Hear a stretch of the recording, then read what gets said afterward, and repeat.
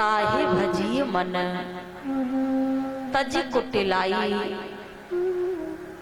राम भजे केहि नहीं गति पाई।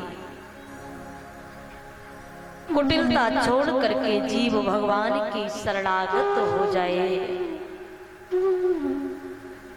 सारे छल कपटों को हम त्याग करके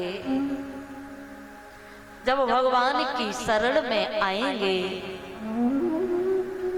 तो परमात्मा हमें अतिशीघ्र स्वीकार करते हैं।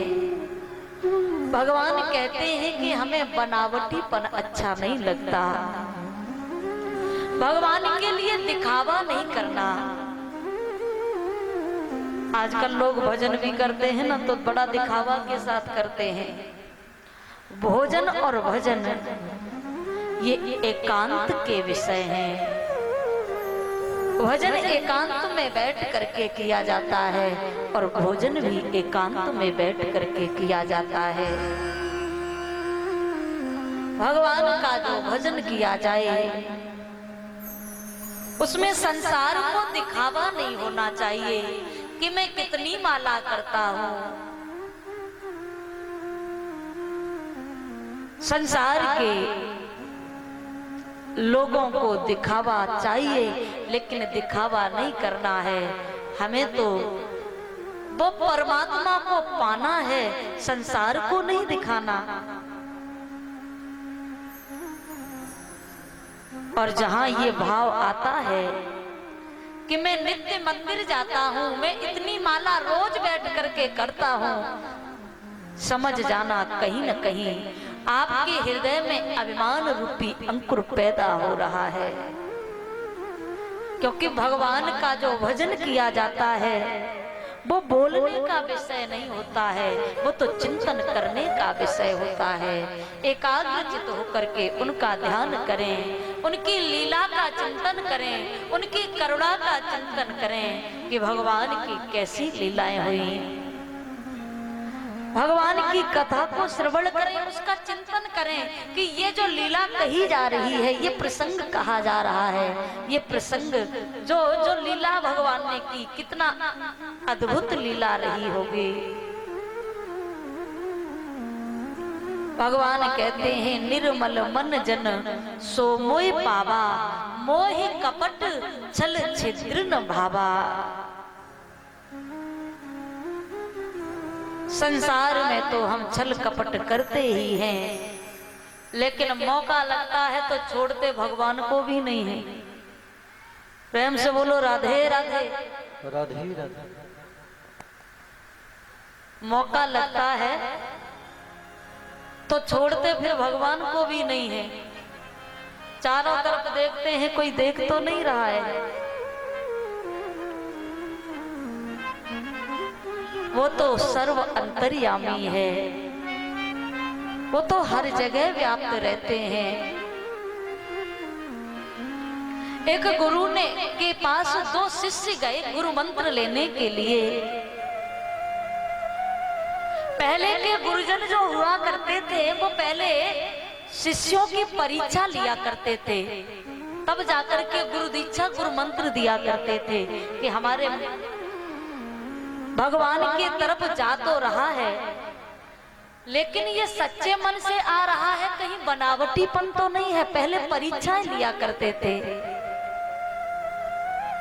लेकिन आजकल तो महाराज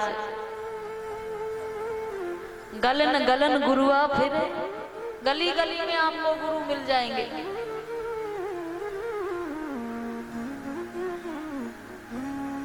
और शिष्य भी बड़ा सोच विचार करके गुरु बनाते थे। कहते कि पानी पीनो छान के गुरु करना जान के। जीवन में शिक्षा गुरु आपके कितने भी होंगे लेकिन दीक्षा गुरु जीवन में एक ही होना चाहिए। और अगर गुरु दीक्षा ले ली फिर वो गुरुदेव के प्रति पूर्ण श्रद्धा पूर्ण समर्पण का भाव होना चाहिए। पहले तो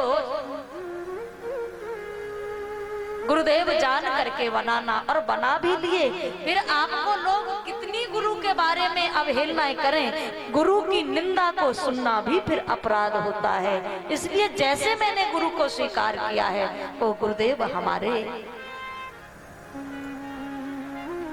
सर्व अंतर्यामी हैं। बस पक्की श्रद्धा भगवान गुरुदेव के चरणों में हो जाए। तो गुरुदेव ने कहा कि मंत्र लेने के लिए 2 शिष्य आए, साल भर के लिए शिष्यों को परीक्षा के लिए। पहले कहा कि पहले तुम पूरे निर्मल मन से हमारे चरणों में आओगे तब मैं तुम्हें गुरु मंत्र दूंगा। साल भर के बाद जब दोनों शिष्य फिर आए, गुरुदेव अब तो गुरु मंत्र दे दो, तो गुरुजी ने दोनों शिष्यों को एक एक कबूतर दिया। ध्यान से सुनना, कबूतर आपके यहाँ को चिड़िया को क्या बोलते हैं, जिनको आप लोग तो घर में वो पिंजड़ा जैसा एक वो टोकरी जैसा टांगते बैठते हैं, कबूतर आकर के आप तो उनको शुभ मानते हैं बहुत। तो कबूतर दिए, गुरुदेव ने कहा कि देखो बेटा ये एक एक कबूतर मैं तुम्हें देता हूँ। अब परीक्षा के लिए गुरुजी ने क्या कहा कि देखो दोनों कबूतरों को तुम लेकर के जाओ और देखो ऐसी जगह ये कबूतर को मारना जाकर के जहां कोई तुम्हें नहीं दिखाई देता, कोई देख न सके।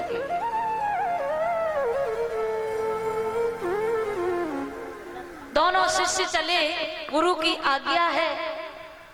एक शिष्य घनघोर जंगल में जाकर के पहुंचा, जहां बड़ी एकांत में जाकर के गुफा थी, वहां कोई का आना जाना नहीं था, आगमन नहीं था। उसने कहा, गुरुजी ने कहा कि कोई देख न पाए ऐसी जगह कबूतर को जाकर के मारना। अब महाराज वो गुफा में जाकर के उसने कबूतर को मारा और लौट करके आया। एक शिष्य पूरी दुनिया में घूमता रहा लेकिन उसको कोई ऐसी जगह नहीं मिली जहां उसे कोई देखता ना हो। दोनों शिष्य लौट करके आ गए। एक शिष्य तो मरा कबूतर लेके आया, दूसरे शिष्य को कहा कि बेटा तुम्हें कहीं ऐसी जगह नहीं मिली जहां तुम्हें कोई न देखता होता। वो शिष्य ने चरण पकड़ लिए, गुरुदेव क्षमा करना, मैं जहां पर भी गया मुझे लगा कि हमारे प्रभु तो सर्व अंतर्यामी हैं। ऐसी दुनिया की कौन सी जगह है जहां मेरे प्रभु का वास न हो। प्रभु ऐसी मुझे कोई जगह नहीं दिखाई दी, इसलिए मैं लौट करके आ गया।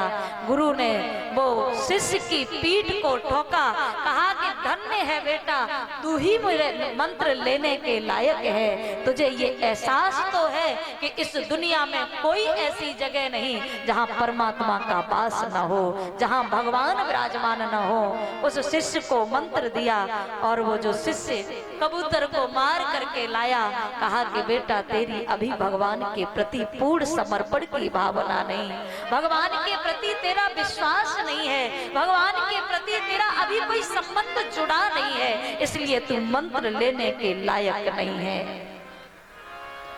कहने का तात्पर्य ये है प्रिय भगवत प्रेमियों, भगवान हर जगह व्याप्त हैं, इसलिए हर जगह भगवान का चिंतन करो, मनन करो, उनका आभास करो और ये एहसास करो, तू अकेला नहीं प्यारी, राम तेरे साथ में। तू अकेला नहीं है, तेरे साथ क्षण क्षण में वो परमात्मा का साथ है। हम अकेले नहीं हैं, हमारे साथ हमारे गुरुदेव का साथ है, हमारे साथ हमेशा वो करुणा निधान हमारे साथ साथ हमेशा विराजमान रहते हैं। स्वामी विवेकानंद जी महाराज जब विदेश में गए सत्संग के लिए, सत्संग हो रहा था, बड़ा सुंदर सत्संग हुआ महाराज। ऐसा सत्संग हुआ कि वहां समय निश्चित किया गया था कि इस समय तक सत्संग किया जा सकता है। तो स्वामी विवेकानंद जी ने तो घड़ी की सुई को ही ठहरा दिया था। और वहां पर एक चित्रकार आया, चित्रकार ने स्वामी विवेकानंद का बड़ा सुंदर चित्र बनाया और चित्र को विवेकानंद जी को जब भेंट किया तो विवेकानंद जी ने चित्र में देखा कि विवेकानंद जी के पीछे एक हाथ दिखाई दे रहा है।